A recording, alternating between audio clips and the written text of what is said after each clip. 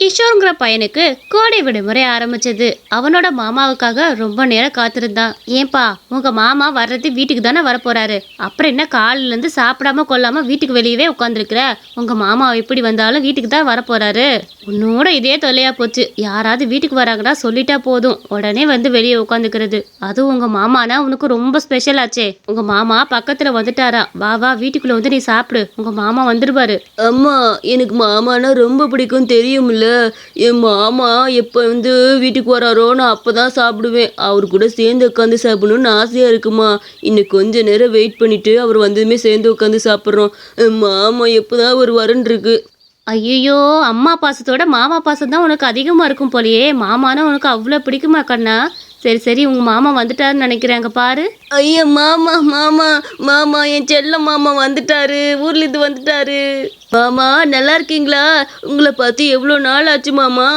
நான் நல்லா இருக்கேன்டா கண்ணா, நீ எப்படி இருக்கிற? மாமா பார்க்கறதுக்காக தான் வெளியே இவ்வளோ நேரம் உட்காந்துருந்தியாக்கும். அக்கா பாத்தியா, உன் பையனுக்கு இருக்க பாசம் கூட உனக்கு இருக்குதா? எனக்காக காத்துக்கிட்டு என் செல்லக்குட்டி வெளியே உட்காந்துருக்கிறான். மாமா உனக்கு நிறைய பொருள்லாம் வாங்கிட்டு வந்திருக்கிறேன்னு. அது மட்டும் இல்லை, இந்த 2 நாளைக்கு உன் கூட ஃபுல்லாக என்ஜாய்மெண்ட் பண்ண போகிறேன். நீங்க என்ஜாய்மெண்ட் பண்றதெல்லாம் இருக்கட்டும், முதல்ல வீட்டுக்குள்ள வந்து சாப்பிடுங்க, அதுக்கப்புறம் மற்றதெல்லாம் பார்த்துக்கலாம். நீ வரேன்னு தெரிஞ்சு இவனும் உட்காந்து சாப்பிட மாட்டேங்கிறான்டா.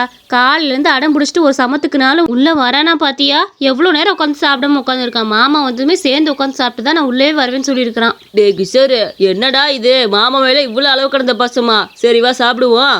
டேய், உனக்கு பிடிக்குமேனே நல்ல நல்ல சாப்பாடுலாம் சமைச்சு வச்சிருக்கிறேன். இதுல இருக்க எல்லா வெரைட்டிஸும் உனக்கு பிடிக்கும் தான் நினைக்கிறேன். பிடிக்கும் தானே? எனக்கு அப்பப்போ தோணும்டா, சின்ன வயசாவே இருந்திருக்கலான்னு. சின்ன வயசா இருந்தா நிம்மதியா இருந்திருக்கலாம்ல. போக்கா, சின்ன வயசா இருந்தா இந்த குட்டி வாண்டை நான் பார்த்துருக்க முடியுமா? இவன் தான் என் மேலே உயிராக இருக்கிறான். இப்படி இருக்கிறதா எனக்கு பிடிச்சிருக்குது. தம்பி எப்பவுமே என் மேலே பாசமாக இருக்கணும், அதான் எனக்கு வேணும். இப்படி அவங்க பேசி சிரிச்சுட்டே அந்த நாள்ல சாப்பிட்டுக்கிட்டு இருந்தாங்க. அவங்க மாமாவும் அவனும் நல்லா ஊர் சுத்தி பார்த்துட்டு இரவு வேலை தான் வீட்டுக்கே திரும்பினாங்க. சோறு, உனக்கு பிரியாணி வேணா வாங்கிக்க. மணி வேற ஆயிடுச்சுல, இந்த வீட்டுக்கு போய் என்ன தண்ணி சாப்பிடுவ? மாமா உனக்கு நல்லா சுட சுட பிரியாணி வாங்கி தரேன். மட்டன் பிரியாணி தான் நினைக்கிறேன், வாங்கிக்கிறியா தங்கம்? ஆமாம் ஆமாம், மட்டன் பிரியாணி. ஒரு பிரியாணி வெறும் 300 ரூபாய் தான்ப்பா, வாங்கி சாப்பிடுங்க, ரொம்ப ருசியாக இருக்கும். நம்ம திண்டுக்கல் ஸ்டைல் பிரியாணி தான், வாங்கி சாப்பிடுங்க, ரொம்ப ருசியாக இருக்கும். அப்படியா? எனக்கும் ரொம்ப பிரியாணி தான் பிடிக்கும். மாமா, பிரியாணியே சாப்பிட்டு போயிடலாம். வீட்டில் அம்மா அப்பானா தோசையை தான் சுட்டு வச்சிருக்கோம். உன் கூட இந்த நாளில் சாப்பிடணும்னு ஆசையாக இருக்குது, வாங்கி கொடுமாம்மா. மாமனும் மருமகனுமாக்கும் இப்படி தான் எப்பவும் பாசமாக இருக்கணும். வளர்ந்த பிறகு மாமா மேலே இதே பாசத்தோடு இருக்கணும். என்ன? அவங்க வந்த 2 பேருமே மட்டன் பிரியாணி நல்லா வாங்கி ருசிச்சுக்கிட்டு இருந்தாங்க. ஏண்டா, எவ்வளோ நேரம் தோசையை சுட்டுட்டு நான் உட்காந்தே இருக்கிறது? எப்போ வெளியே போயிட்டு எப்போ வரீங்க நீங்கள்? காலகாலத்தில் வீட்டுக்குள்ளே வரணும்னு அறிவில்லை உங்களுக்கு? எல்லாம் அந்த குட்டி வண்டு பண்ணுற வேலை. உங்கள் மாமா வந்ததும் போதும் ஆட்டமான ஆட்டம் ஆடுற நீ. அக்கா, இதையும் சொல்கிறேன், நாங்கள் வெளியே சாப்பிட்டு வந்துட்டோம், மட்டன் பிரியாணி சாப்பிட்டு வந்துட்டோம் பார்த்துக்க. நீ தோசையை நீயும் மாமாவையும் உட்காந்து சாப்பிட்டுக்க. எங்கள் 2 பேத்துக்கும் மட்டன் பிரியாணி சாப்பிடும் போல் ஆசையாக இருந்துச்சு, வெளியே சாப்பிட்டு வந்துட்டோம் பார்த்துக்க. சொன்னால் திட்டுவேன், இருந்தாலும் வீட்டில் வந்து இன்னொருக்க சாப்பிட சொன்னால் சாப்பிட முடியாதுல்ல, அதான் சொல்லிட்டேன் பார்த்துக்க. அம்மா, அது மட்டும் இல்லை, நானும் மாமாவும் இப்போ வெளியே போய் கிரிக்கெட் விளையாட போகிறோம். கொஞ்ச நேரம் விளையாண்டுட்டு வந்துட்டுமா? டேய், நீ என்னடா பர்மிஷன் வாங்கிட்டு இருக்க? மாமா இருக்கிறப்ப கவலை எதுக்கு? வா வா, நம்ம யார்கிட்டையும் பர்மிஷன் வாங்க தேவையில்ல, நம்ம 2 ஜாலியாக விளாண்டுட்டு வருவோம். வா. என்னமோ பண்ணுங்க, சீக்கிரம் வீடு வந்து சேருங்க.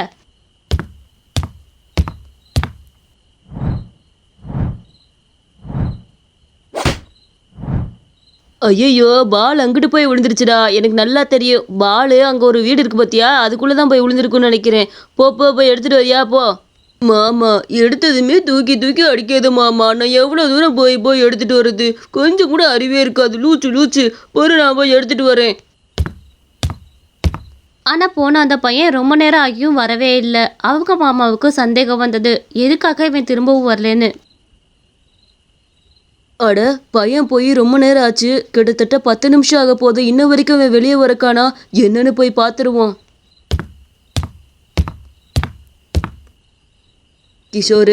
கிஷோரு, வெளியே வாப்பா. என்னாச்சு? பால் கிடைச்சதா இல்லையா? எவ்வளோ நேரம் ஆச்சு நீ போய், இன்ன வரைக்கும் வெளியே காணா? அவன் உள்ள போய் பார்த்தப்போ ஒரு அதிர்ச்சியான சம்பவம். சோட்டு, அழகாத சோட்டு, இனிமேல் அம்மா உன்னை எங்கேயும் விட்டு போக மாட்டேன். சோட்டு சோட்டு. யாரு நீ? என்னோட அக்கா பையனை எதுக்கு பிடிச்சி வச்சிருக்கிற? அது என் அக்கா பையன், அவனை விட போறியா இல்லையா? நீ மட்டும் விடல, அப்புறம் உன்னை அவ்வளோதான் பார்த்துக்க. ஏய், இது ஏன் சோட்டு, இவன் என்னோட பையன், நீ வேலையை பாரு. ஒழுங்கு மரியாதையா இவனை இதே இடத்துல விட்டுட்டு போயிரு, அப்புறம் பின் விளைவுகளை சந்திக்க வேண்டியது வரும். இவனை இங்கேயே விட்டுட்டு போகணுமா? என்னால விட்டுட்டு போக முடியாது. அவனை என் கூட அனுப்பி வைக்க முடியுமா முடியாதா? நான் சொல்லிக்கிட்டே இருக்கேன், என்ன தைரியம்டா உனக்கு? இனி இந்த பையனை வந்து கூப்பிடுற வேலை வச்சுக்காத, அது என் பையன். ஐயோ, இப்ப கிஷோரனை எப்படி காப்பாத்த போறேன்? அவன் இப்படி வசமா போய் மாட்டிக்கிட்டானே. இந்த பேயை பார்க்கவே பயமா இருக்குது. இது ஒருவேளை நம்ம ஏதாவது பண்ணோம்னா நம்மள ஏதாவது பண்ணாலும் பண்ணிரும். அந்த பேய் சோட்டா சோட்டான் தானே சொல்லிக்கிட்டு இருந்தது. சோட்டானா அதோட மகன் போல.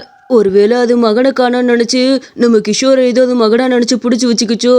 இப்ப ஏதாவது பண்ணி கிஷோரை காப்பாத்தி ஆகணும். ஒரு நல்ல ஐடியா இருக்குது. அம்மா அம்மா, நான் தான் சோட்டா வந்திருக்கேம்மா. என்னைய விட்டுட்டு வேற ஒரு பையனை கையில வச்சிருக்கிறியே, இது நியாயமா? நான் காட்டுக்குள்ள மாட்டிக்கிட்டு இருக்கேன், என்னை வந்து காப்பாத்துமா. உன் சோட்டா என்னைய விட்டுட்டு வேற பையனை பிடிச்சு வச்சிருக்கிற. உன் சோட்டா காட்டுக்குள்ள மாட்டிருக்கிறேன், வந்து என்னைய காப்பாத்துமா. எனக்கு பயமா இருக்கு, வருவியா?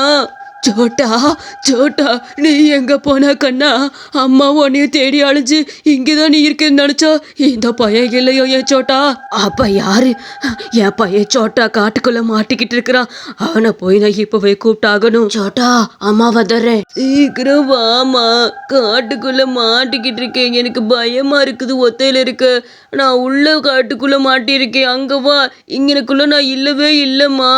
ஐயோ, என்னை சுத்தி மிருகமெல்லாம் இருக்கு, எனக்கு பயமா இருக்கு, சீக்கிரம் வாமா. ஐயோ சோட்டா கண்ணா, நீ அழாத.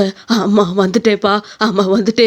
நீ நினைச்சு வேற பையனை பிடிச்சு வச்சிருக்கேன். அம்மா உன்னை எப்படியாச்சும் காப்பாத்திருவேன் சோட்டு, நான் வந்துட்டேன். சோட்டு, அம்மா வந்துட்டு இருக்கேன், நீ கவலைப்படாம அழுகாம இருப்பா. இதோ வந்துட்டேன். அட, இதுதான் சரியான நேரம். இப்ப பார்த்து கிஷோரை வெளியே கூட்டிட்டு வந்தாதான் சீக்கிரம் போய் கூட்டிட்டு வந்துருவோம். கிஷோரு, வா வா, அந்த பேய் விட்டுட்டு போயிருச்சுப்பா, நீ அழாத. இனி இங்க இருக்காத, வா. அந்த பேய் சீக்கிரம் திருப்பி வந்தாலும் வந்துடும். முதல் இந்த இடத்த விட்டு காலி பண்ணி போயிடலாம். தயவு செஞ்சு அழுகாம வந்துரு. அம்மா கிட்ட இந்த விஷயத்த பத்தி எதுவும் சொல்லிடாத. என்ன அம்மா கேட்டா ஏதாவது விளையாட வர லேட் ஆச்சுன்னு மட்டும் சொல்லு. ஆமா, இவ்வளோ பெரிய விஷயத்த எப்படி மாமா சொல்லாம இருக்குது? அப்பதான் இந்த கிராமத்துல இருக்கவங்கெல்லாம் பார்த்துருப்பாங்க. இந்த வீட்டுக்குள்ள வராம அந்த பேய் திரும்பவும் இந்த வீட்டுக்குள்ள வர்றதுக்கு நிறைய வாய்ப்பு இருக்குது. எனக்கு பயமா இருக்கு. அம்மா கிட்ட சொல்லிடுறேன் மாமா. அவங்க 2 பேரும் அந்த இடத்த விட்டு வேகமா வெளியேறினாங்க. ஐயோ, உங்க 2 பேத்தி தான் நான் கேட்கணும்னு நினைச்சேன்.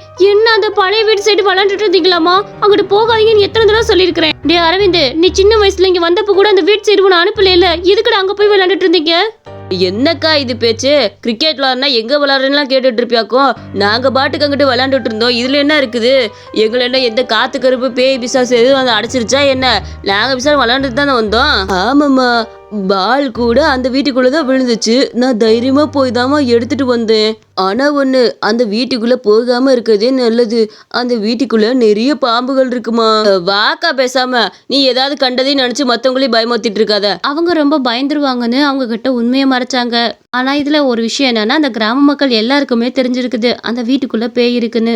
இந்த கதை உங்களுக்கு ரொம்ப பிடிச்சிருந்துச்சுன்னா மறக்காம நம்ம அனிமேஷன் ஸ்டோரிஸ் சேனலுக்கு சப்ஸ்கிரைப் பண்ணிக்கோங்க.